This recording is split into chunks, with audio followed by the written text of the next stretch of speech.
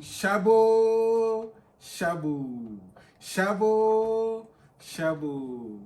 So welcome again to my Shabo grad exclusive show. This is to support individuals and people who are also looking for opportunity to study abroad, and I give information about scholarships, graduate studies, and the things you need to be successful in your scholarship application in the US and Canada. And this is what Shabo. And also this is it's a journey to your dreams, a journey to your dreams that you are taking with me. And I believe that if you are going with me on this, watching my videos, you are going to stand out in your graduate studies application, master's or PhD, and the scholarship that you are willing to, you are looking to apply for. And I believe that this is going to be great for you, and hopefully you will hear good news and also reaching your dreams. So continue to watch this video and share with people whom this will be helpful to. Those who are in university right now and they are looking to do masters, they are in their final year, let them know. Share this video with them and bless their life. Shabo, Shabo. So today I'm going to talk about some of the documents you need to submit your application for graduate studies, master's or PhD, and also winning prestigious scholarships. Last video I talked about the documents you need in submitting applications that most admission committees are expecting you to submit or expecting you to provide to support your application fees. We talk about statement of purpose, you talk about CV or resume, which sometimes is requested, and you also reference letters that you need to support your applications, and transcript, and also some optional documents that can be requested per the program requirement. And today I want to take this opportunity to break each of them down. And I'm starting today with resume or CV. I'm talking about CV today. What goes into your CV so that you can be competitive, you can win the scholarship. And bear with me today, and let's take this journey to your dreams together. Shabo, Shabo, Shabo, Shabo. So back to the CV that we are writing. With this video, after you watch this video, I will have a live section which will explain and do the CV writing together. But today, watch this video for more information and the things you will need to put together in the writing of academic CV. A typical CV has has information that is requested of you, describes you. And first of all, in a CV, you need your personal information, and that is your profile. So you need your name written on it, and then you also need your address and contact. So contact address, email, and phone number. And then also, if you have LinkedIn, you also put it on it. And you need your address that refers to your location. In case they should write you a letter, it can reach you, and that's your address you need. Some things that you don't want to put in this section is your gender or sex. It's not in North America, it's not required to state that you are this gender, you are male or female, to put it on your CV. You also don't want to put down that your date of birth. So date of birth is not relevant to put on your CV for academic purposes. In some CVs, you may put your picture. This is optional. Okay, so this is optional. Even though this information that I'm providing here is useful, I'll also recommend that before you submit your CV, check the program website, the Department of website. They may have specific format of your CV that they want you to provide. So you go with the format that this school is asking from you. Somebody will ask, so how long should a CV be? And I'll start from there. So a CV doesn't really have a limit. Unlike resume, where you may be restricted to 1 page or 2 pages, a CV can be as much lengthy as it can contain the information that describes you. However, in some scholarship, you may be restricted to limit to a certain number of pages. In that case, you go by that. You put the necessary information on it so that you will not exceed the one or the number of the page limit that is given to you. Apart from that, a CV should have much information. That's why it's called curriculum vitae. Curriculum means that it has to talk about subject and courses you have taken, the profile, the study you have had. Okay, so the second part that should be on your CV is your education background. So your second section should be your education. This, you talk about any post-secondary education that you have had. If you are applying for masters, you list down your bachelor's degree. If you are applying for a PhD, then you talk about the bachelor's program and the masters and any other program that you have had. You might have 2 bachelor's degree, you put them down there. If you have 2 masters, you put them there. Everything that you have done academic, that lists your education background, you put it on your CV. Another section that will be important is awards and scholarships. Awards and scholarship. So any award, that recognition that you received in school, it could be a scholarship in your department in the school. It could be an award that you received based on some leadership work you were doing, some presentation you gave, a talk that you gave. It could be an award that was given to you for the best poster award, for example. You put it on your CV at the awards section. And then sometimes you were working and you were recognized at work. That one too is an award. It's a recognition that you have, so you put it on the awards section. That talks about the achievement you have made, how people has recognized your work, and it's very important that you put it on your CV. Another section, which for academic purpose it's necessary, is your research and research interests and research areas. So if you visit any school website and faculty profile, faculty means the professors who are teaching there, or the professors in that department, and you will see that their research interest is important. So for academic purposes, you should have a section that talks about your research interests. Be specific, talk about what interests you. And let me tell you, if you are applying for a scholarship in a school that they have given, or a scholarship that has specific research they are calling for applications, make sure that your research interests be on that section. Talk about that exactly to be your research interest.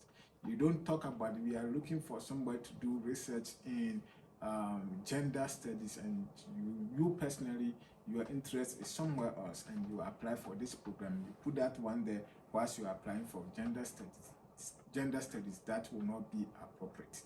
That will not be right. So go by the application you are submitting to, and then you write your research interest in align with the program you are applying for. So typically check the university website, the program website, and see the area of research that the professors are working on. There could be an area that most of the professors are working in that area.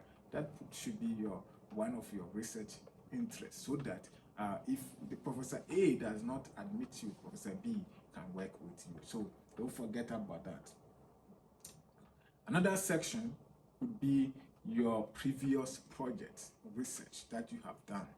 List them down. This is what you did. This is what you did at your master's level. you work with this professor on this project, and this is the outcome, this is what you got. So list all these things down. It's research you have taken. In graduate studies, they talk this, they want to see your research abilities, and this is where you tell them how they evaluate your research abilities and research potentials. They do that by your previous work. So the previous work you have done will tell them that yes, you were able to undertake this project with this professor, so you can do this. Okay, and when you list your project that you have worked on, don't forget to list the professor or your supervisor, the supervisor you work with. For example, I did Picon equations for mathematics. That's what I would say. I did integrable Picon equations for my modified KNS scheme. This is my research project. And then I said that yes, I work with my supervisors are A and B as my supervisors. Okay, so make sure you put that one also down. It's very, very important.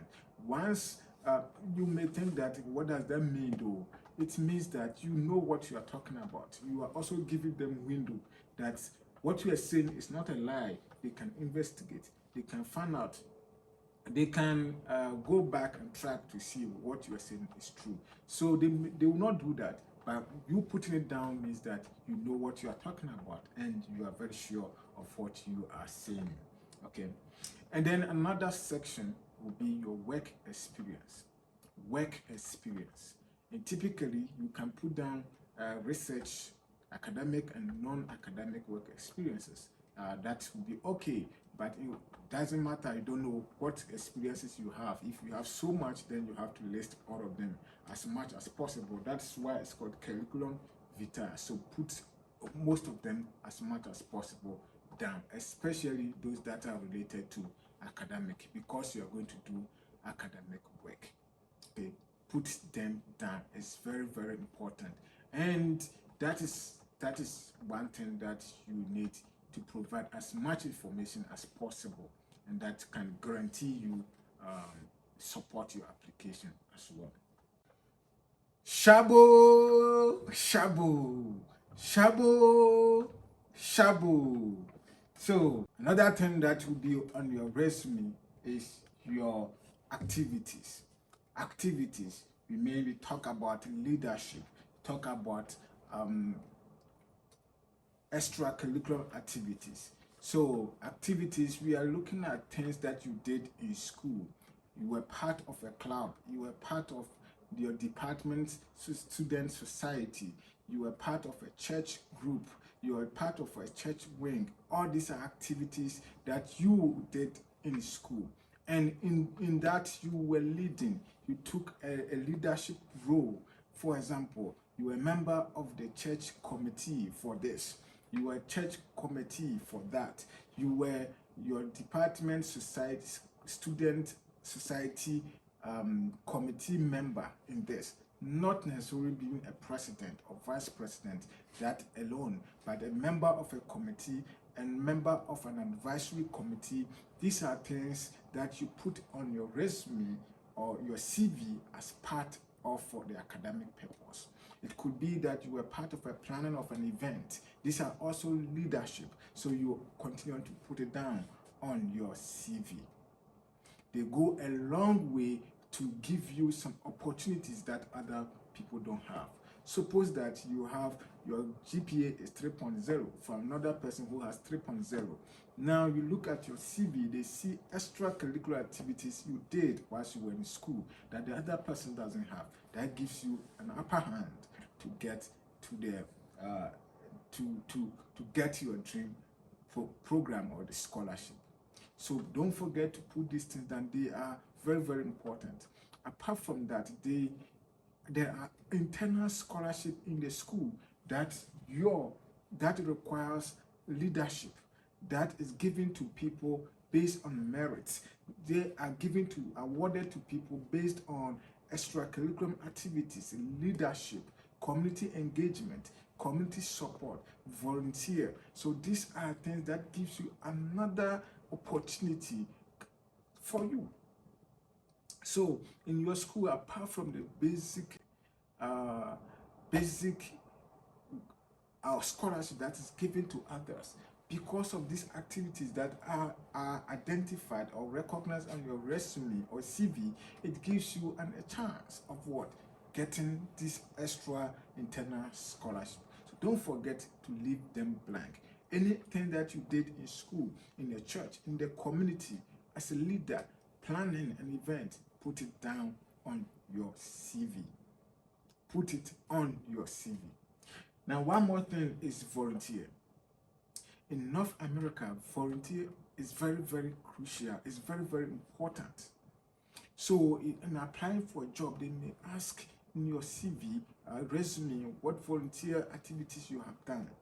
So, don't forget to list any volunteer things that you did. What are some of these things that are considered volunteer? In an event planning, you are part of it. You helped a group, an organization doing something. It's also a part of volunteerism. An organization was organizing an event and you were there to support. That is volunteerism. Another thing that we do but you don't know is volunteerism is supporting somebody at home, supporting somebody in your community. Not financially is it's not financially I'm talking about. But then, for example, in your place, in your community, people are illiterate, or people don't know how to write, people don't know how to do certain things, and you help them doing it. That is a volunteer. You did it out of your will to help those people, and that help them achieving something. So it's a volunteer activity that you did. Another example could be that students are going to pay their dues. You help them in leading them. Many times you only see volunteerism as the one you did for an organization or a company, but no, it goes beyond that. And some of these are even helping an elderly people to do certain things or to cross a road. It's volunteer. You did it out of your will. So as much as you can document them, put them on your CV. Put them there. Okay, like I said, some awards, internal awards, requires this kind of experiences, volunteer things that you did, things you did to support people, things that you did to impact a community, things you did to support one is what is also part of it.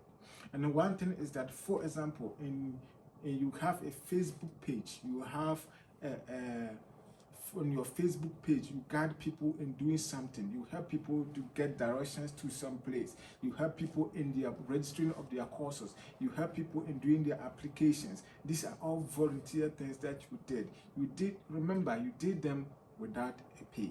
Nobody paid you for that. It is out of your will, it's out of your kindness. You did that. So it goes into the volunteer activities that you have done. So list them down as much as possible.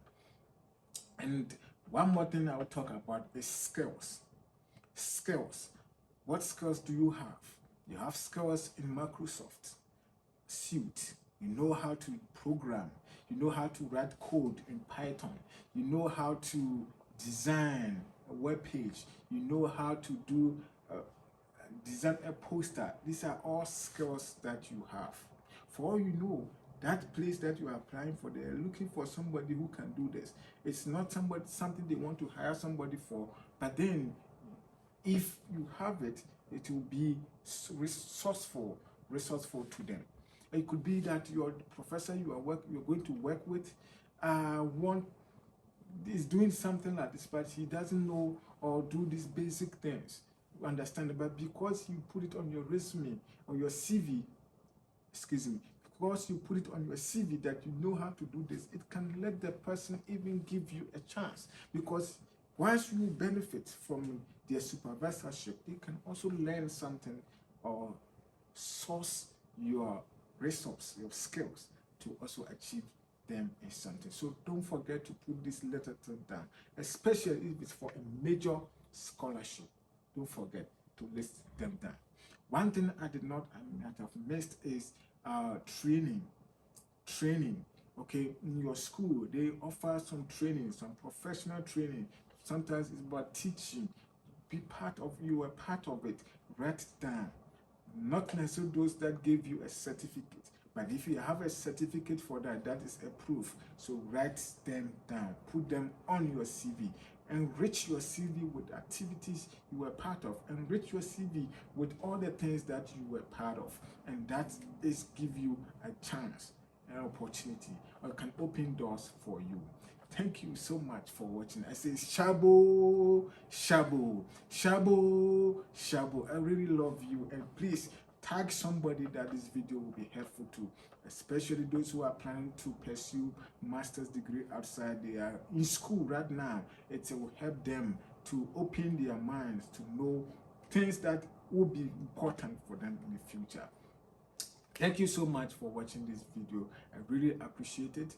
And I say shabo, shabo, shabo, shabo. Please, if you have any suggestion, leave it in the comment section, and I will really, really like it. I really love it that you have a feedback on what I'm doing. Thank you so much. It's shabo.